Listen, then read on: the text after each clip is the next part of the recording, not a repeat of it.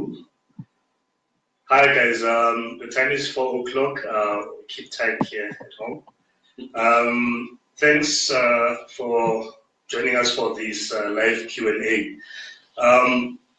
So just to introduce, or maybe just a bit of some context in terms of where this comes from and why we're having a Q&A.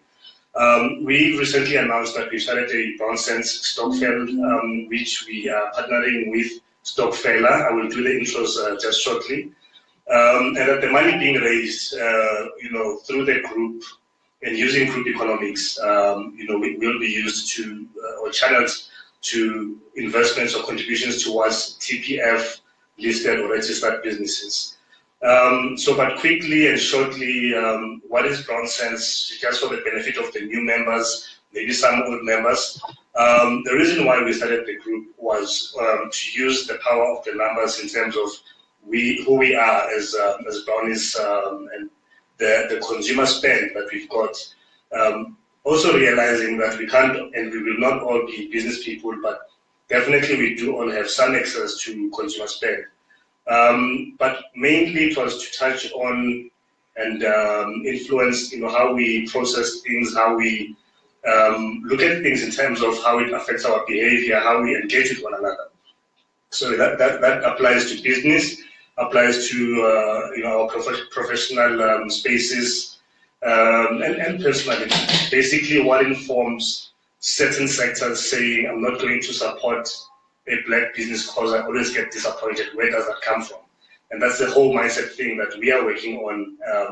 And it's essentially a hashtag Sonke situation, meaning there's no one that is self-righteous or better than the rest of us. But we are here to, require and put all hands on deck in terms of getting us to that point. So quick intros. I've got to my left, which is your right, Mr. Tsepo Muloi. Tsepo is the founder of the app and the company called Stokveler. He will do a much better job, sharing what that is about. But what influences these types of partnerships is that we can't work in silos. We can't all want to be superheroes and sterlings and want to save the day just by ourselves in our little corners or big corners. But he's done the work in terms of getting himself and his business FSP approved and so forth. And then to my right,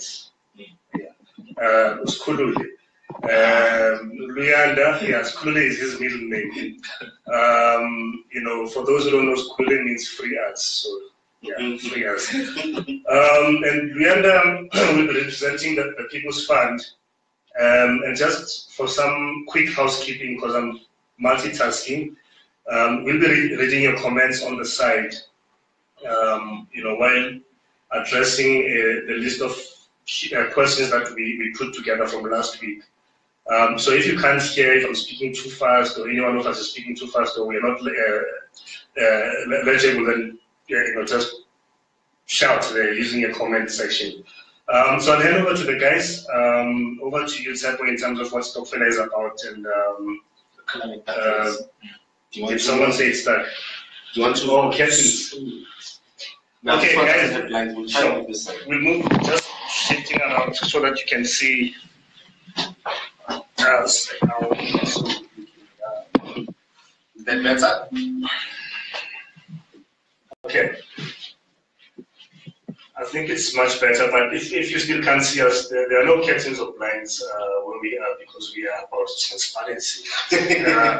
So I'll hand over to Tsepo just to tell you guys what Stokveler is about. Thanks, Mzu. Hi everyone, afternoon everyone. Stokveler is a platform that allows groups of individuals that come together to achieve a certain goal and to administrate that goal through this platform. It's a platform that gives you the ability of 100% transparency to understand who has paid, who hasn't paid, your minutes, your meetings. So anything that has to do with the Brownsense Stokvel, you'll get to understand and know about it. You can get to see immediately when payments have been made or have been missed by individual members.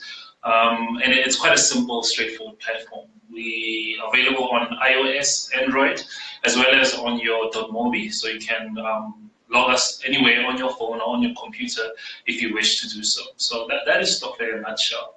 What inspires Stokfella is the ability of myself trying to be part of a stokvel and the challenge that I face with maladministration. And that's where Stokfella came in. Yes, rightly noted by Mzu here that we are FSP accredited. We are able to give you that ability to manage long-term and short-term deposit, and we're working towards giving the ability to invest directly in the stock market. So yeah, that's where we're at. Okay, cool. It's cool. Hi everyone, my name is Luyanda. I'm from the People's Fund. The People's Fund is an asset crowdfunding model or platform for Black-owned businesses. And basically what we do is we collect monies from the crowd and we invest it or buy assets for entrepreneurs. I'll give you an example of a campaign that's on the platform. We currently have Own a Beehive campaign, where you can buy a beehive for 1,200 Rand and you'll earn 36 Rand per kilogram of honey sold from that beehive. So it's basically it's reimagining small business finance by enabling our people to be able to raise finance if they historically couldn't. And then we measure their businesses on their historic records for the past 3, 6, or 12 months, and then we model a campaign for them, and then we make an investment decision for that. Quick declaration: the People's Fund is a collaborative partnership, like this one is a collaborative partnership between Brownsense, Paybook, and the Hookup Dinner. We are actually at now this is becoming TPF head offices. These are actually the offices of the Hookup Dinner. So Brownsense is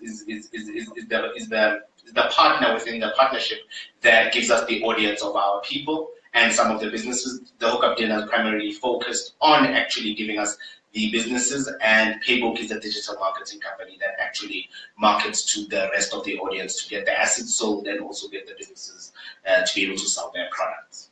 Cool. Thanks, guys. We are quite aware that it's a kind of a one-sided conversation that you can't feed us the audio, but we are reading your questions, so I'm busy noting them down. But how we'll go about it first is to go through the list that we went on last week based on how people responded.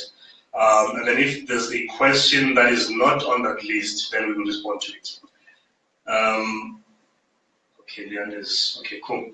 So I will be multitasking as I did say, so don't think that this guy is busy here texting his friends while he's talking to us about life-changing and serious issues.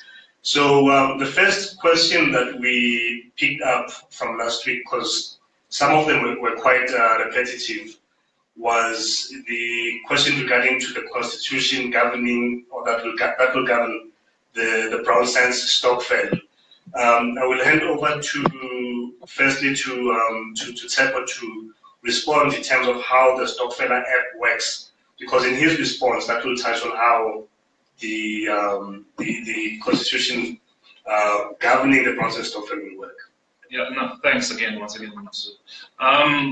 Within Stokfella, what we do is that whenever you create a group, any type of group, whether it's a Brownsense group or it's a property stokvel group, we actually give you a basic constitution.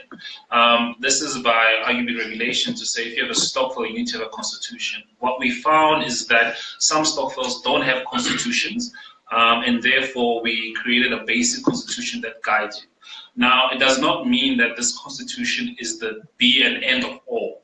You can still have your own constitution outside the platform, which allows you to manage your stokvel. In this instance, we understand that the Brownsense is a big group, and the mandate of Brownsense stokvel is quite a big mandate. Therefore, you do expect that there will be a constitution to be drafted beyond the basic constitution that we have on the Stokfella platform. But I believe 80% of what you would do in a typical stokvel is covered in there. Okay. All right, then the next question we've got relates to the cooperative bank. Reason being that the post or the initial announcement that was made it clear in terms of where this is going. And the question was, whether,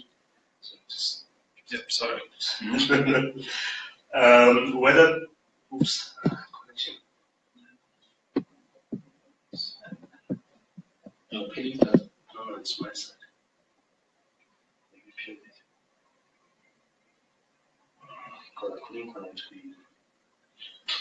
It's not connected to Google.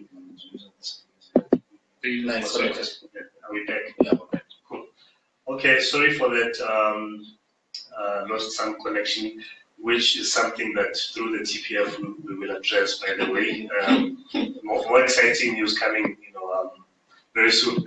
What I was saying is that one of the things that we made, or the announcement that was made, was we end goal is to have our own bank. And the question that came through was whether the cooperative bank will have a working committee elected by the members. What was the question? So I'm trying to reverse engineer this thing. So whether the Stokvel, on the other hand, will have the Stokvel. I think the question was who will be managing the assets that are purchased on the TPF? Who will be managing the cooperative bank, and then sure. How does the Stokvel work, and then who manages the TPF? Okay. Okay. So the cooperative bank will have a committee elected by the members. All of the members who are part of the cooperative bank, one vote, one person. The Stokvel, on the other hand, has a very simple mandate of purchasing assets on the People's Fund. So currently it is manned, Zu is chairman, Tepo, who runs Stokvel, is going to be secretary, who's just going to manage the processes, and treasury will be me, Luyanda. And what will happen is the process for each step, from the time you sign in to payment, to when your payments go out and go buy assets on TPF, etc., you will have a legally binding system that will man that process, and you'll be able to track that entire process. Once we get to the point where we're discussing the cooperative bank, then that changes slightly, because then you go into is that we'll have an elective members who will decide how we man that ship, because it's a consultative process. For now, to ensure that we have expediency in executing the transactions, every month money collected on the 5th will go out to purchase assets for these entrepreneurs. Am I missing anything on that question? I think maybe just mention how the cooperative space works in terms of governance, etc. Okay, so just to cover the general facets of cooperative banking, how it works is you own shares according to your contribution, but you have a vote, one person, one vote. And it is also the simplest method of registering a collective initiative between people and be able to manage it before you start going to initial public offerings like a public company and that sort of thing. And that's why it's the elective legal vehicle for the bank, but it's going to be a consultative process. I mean, 5 years is a long time, and we want everyone to be part of it. It can't be just spearheaded by one person. So that's the long-term plan. Sorry, I'm reading here while I'm answering the question. They're confusing me. We can't multitask. But yeah, that will be, like he said, it's a living constitution, so it will be altered as and when the need arises. Sure. Okay, before we move to the next one, I think there's just a quick one that I need to respond to. Amuzweni wants to make I'm chairman of what? So that's chairman of the Stokvel, not the People's Fund. We will get back to you in terms of the businesses that are in the People's Fund, how it works in terms of projecting the campaigns, the ROI, and so forth, and it's just not in detail or in a way that will confuse you in terms of the numbers. And another quick question that I will respond to is that the video will be available after we are done with it in the video section of the group. And the start date is this month. That's a quick question to answer. Sure. Do we need to go back to that? No, I think to go to question 6. Okay, so as we talk, because we say quite a lot of stuff, we kind of jump, back and forth. So the question here was around the joining fee. That is the joining fee of 100 rands over and above the contribution of 100 rands per month, which means when you join, essentially you will be paying 200 rands. And then month 2 going forward would be 100 rands per month. So we'll touch on that based on, I think, some comments we saw around how much we're going to be boiling, buying flashy cars and that kind of stuff. But high level, and then between Sepo and Luyanda, we'll go into a bit of some detail. High level, with a lot of engagements in the group in terms of what we've seen is that it's easy to get all hyped up, and sold in terms of an announcement or a post that is made, where a lot of us are all about I'm in or I'm liking it and that kind of stuff. But when it comes to people who will show up, show up as in take some kind of action towards showing that commitment, then the numbers drop, drastically. So it's a buffer mechanism where we also ascertain who is serious and who is not, because it is very much easy to like or share or say I'm in exclamation mark, as opposed to saying, you know what, this makes sense, I'm in, we've been waiting for this. We've been making noise about it actually since last year, and now I'm going to take some action. So maybe just touch in terms of the actual use of the joining fee and where that will go towards. Okay. Yeah. So the joining fee actually forms part of the investment amount. It's not a separate amount that gets removed from the Stokvel. But what it will cover also is transaction fees. Stokvel charges about 50 cents per 100 rand. 50 cents, yes. For each 100 rand that goes into the platform. That's how they stay alive. That's how they run their business. So that will cover for the next 6 years as we project. We don't know as yet, So that's the first thing. And whatever's left over forms part of the investment amount. So that at least at the end of the period, we can say, okay, we're almost certain that each person contributed 6,000 rand towards the cooperative bank or Stokvel, however you want to name it. Okay. So there's a couple of questions on the live feed. I mean, who has finance and banking experience? I have finance and banking experience. So I mean, we wouldn't be FSP approved if I didn't have that experience. That's one. And then two is who does the bank account belong to? So the FSP license that we've got allows us to actually open the account in the name of the Stokvel. In this instance, it would be the Brownsense Stokvel. So the account belongs to the Stokvel, to the members of the Stokvel. And the executives in this instance, being the chairman, treasurer, secretary, give mandate to Stokvel to either put money into the account or take money out of the account. So that's how it works from that perspective. That's as much. I wanted to answer those questions. Sure, I can see them popping up here. Yeah. Can you touch on the joining fee? Someone wants to know. They just joined in. They just joined in.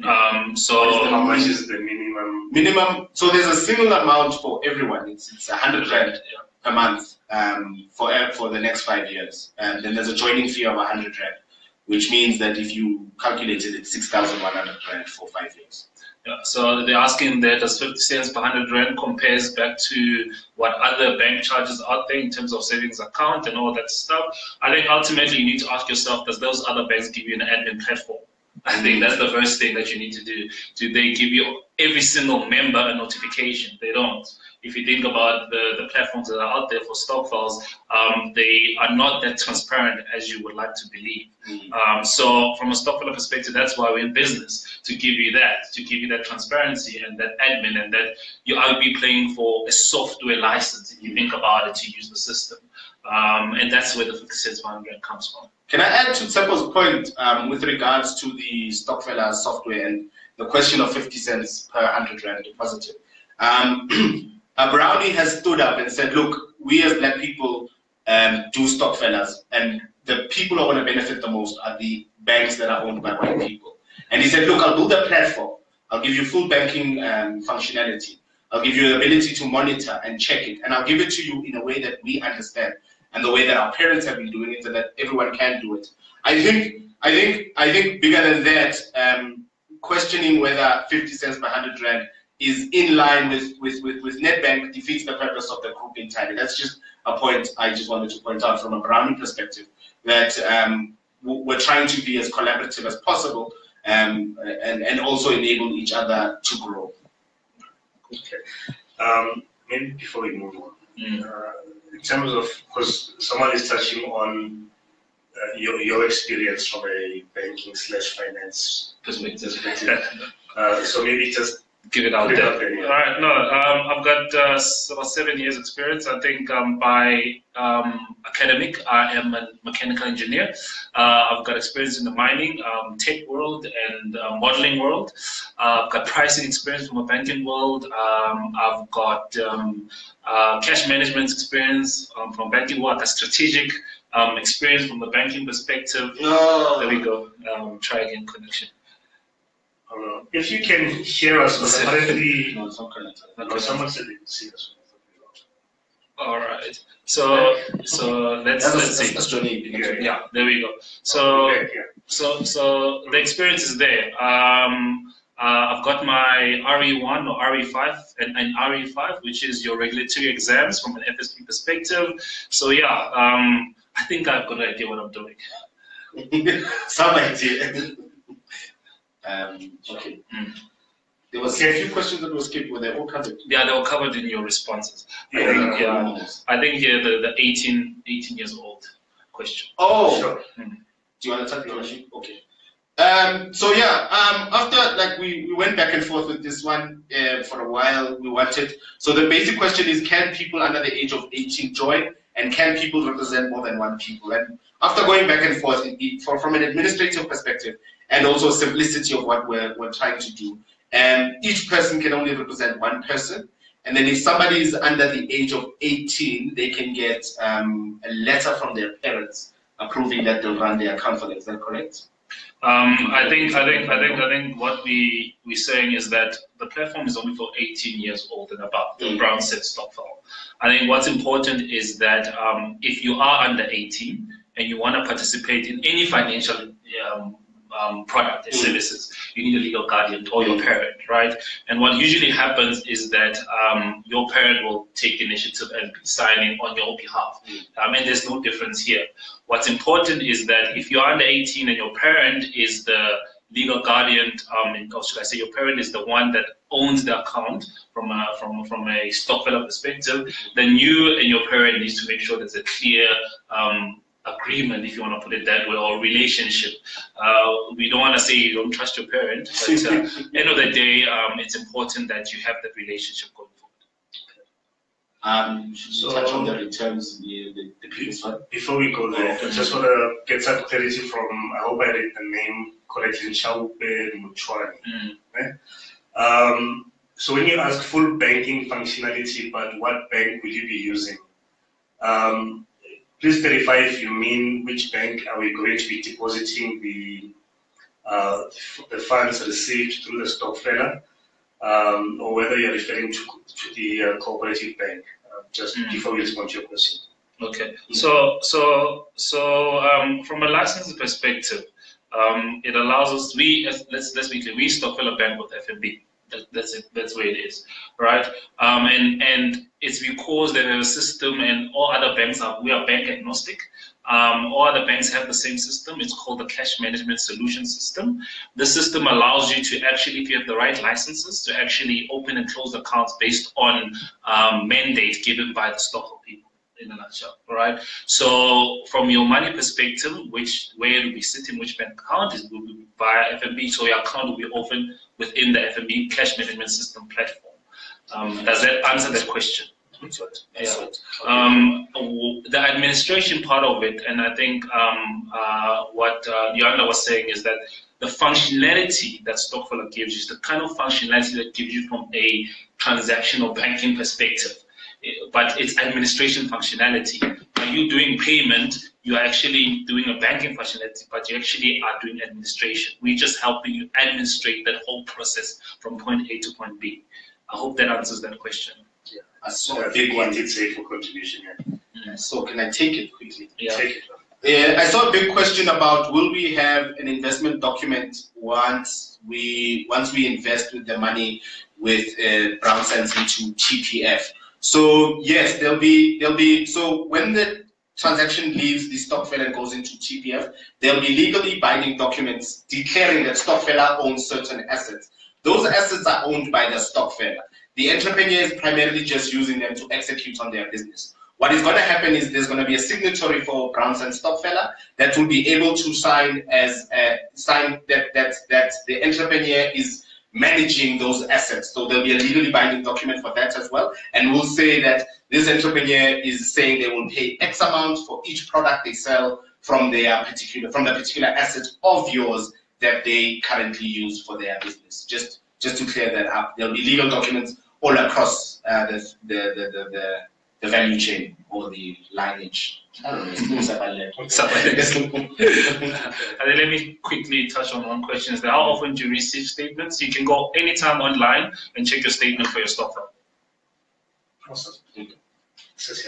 Oh no, it's sort of. Yeah, you until already, so yeah, that's but sort of, but it's just for clarity of the return. Because I didn't touch on the return. Maybe do it. Yeah, let me do that full question. So there was a question about what informs the businesses giving 20% return. So what we focused on as the People's Fund is businesses that are growing between 30 and 50%. Year on year, the sort of private equity returns you get, and also have margins of a similar amount, right? Margins of up to 60%. What we do is then model a campaign for them that would allow them to buy an asset that could pay the people a return of up to 30%, and the average being 20%. Now, people have been questioning around what if the company dies? The big thing if the company dies is that the asset is owned by the Brownsense stock firm. So if that company dies, for whatever reason, that asset can still be sold to get the money back. So even if you don't get the full return for the thing, that money can be recouped. Yeah, I think since you're touching on dying, I think perhaps touch on the deceased. If a person dies within the stock member, what happens to them? Oh, okay. Yeah. So from a legal perspective, and this is not legal advice, so you need to check it out. But under our South African law, when a person dies, and I think most of us have had the experience either directly or indirectly, you first find out if there's a will, and that's where they normally state their wishes post their death in terms of how their estate or deceased estate devolves to the nominated beneficiaries. That's all easy if there is a will, because that it becomes clear what the deceased's intentions were or are.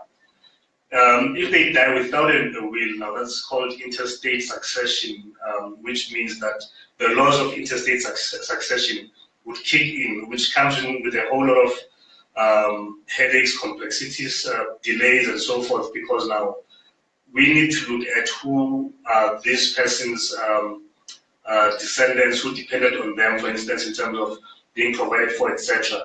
So that's how it works from a South African, let's call it a state or law of succession, basically. I haven't touched this file. It's still full of dust from first year, which is 97. So that's why I'm saying take it in terms of what the law of the country says around succession and deceased estates. But I want Tempo to touch on how within his app, they've got a process that's built in terms of when a person has died and how they process or proceed with those kinds of issues. I think Mzu is jumping 6 months to 10 months ahead a bit. So part of our innovation as Stockfeller is, or we're trying to introduce, is how do those stock files where someone passes away actually the beneficiaries get part of it. So as with any other investment or any other insurance, you will nominate beneficiaries. So what we're doing, what we're thinking of is how do we actually allow stockfile members to actually nominate beneficiaries of any stockfile that they are a part of. So when someone were to say on our platform that a certain member is deceased, we're able to manage that whole process, simplicity, because beneficiaries work differently compared to an estate when someone has passed away, the deceased estate. Because with beneficiaries, you can pay directly to them. So it's still a process. We're in the building process to allow that to happen. We're not there yet. So if someone was to pass away within this Brownsense stock file before we build, I think what Mzu has said will follow accordingly, and up until we build that functionality. There's one question about what informs the investment for Brownsense. For the People's Fund with regards to the Brownsense stock file. I think an important thing to touch on is that our objective will always be diversification. So the People's Fund is looking to add 3 companies at least a month for the next 2 to 3 months, and then 3 companies a week that will be crowdfunding on the platform after that period. What we'll always do from a Brownsense Stokvel perspective is diversify across all of the campaigns that are available. One, to protect the capital as much as possible, and two, to give the maximum ability to get a return from the various kinds of projects that they are there. So, but on a more idealistic perspective, it's how can we as a collective have a greater impact on the various companies that are on the platform, that are growing, that are just struggling with infrastructure. That's also what informs the psychology behind how we do the investment decision. But yeah. There's another, I think you should carry on. How the companies get selected. Oh, okay. Was there another one about how the companies trying to connect? I keep on seeing Mike saying that we are connected. Okay. So guys, on our side it says trying to connect. If you can hear us, please just let us know. Like or something, just say no. No.